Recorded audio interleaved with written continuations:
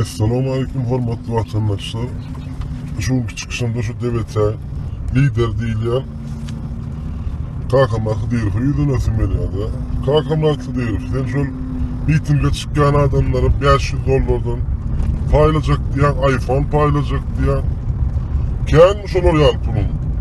Gelmiş ortana Doğu'nun Muhammed de arkadaş. Telefondaşlar dediğini tanıp götürtmüyor. Uğrat şu iPhone'unu. Ecen yoğul iyul ayını şu cahil paylaşıp bilmeniyorlar. Ne belli unlarını verdiler on.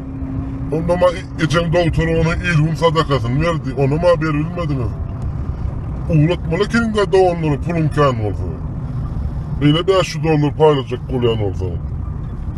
O geçen üstü uğraman kadı yeni emlakın üstüne oluş şortluyorsunuz ödünüz.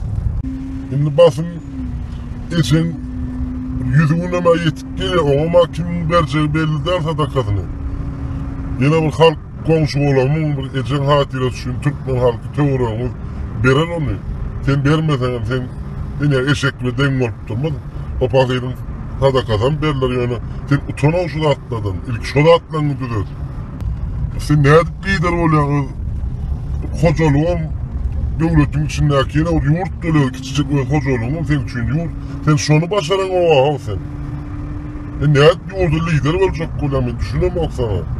Türkmen halkımız böyle adamla gepine ananma, öyle hocalığın, omort bilmeniyorun adamı, öyle ecet yoğurunu belli unların sadakalarını verip bilmeniyorun adamı, hiç yıl ananma bunun yani adamın gepine. O şonu olmayan da diyordu, ne adam olsun o bu adam o. Bir direkt öyle keser, mascara olup dönmem bunun yani adamlar için. Bu karanlığa değil yandır bunun yani, samsık hayvanı, karanlığa başka söz, neye mi doğuz diyecek mi buna? Böyle ecetinin belli verilmedi adam. Ne mi diyeceğim halk, Türkmen halkımın ananma onu yani adamı.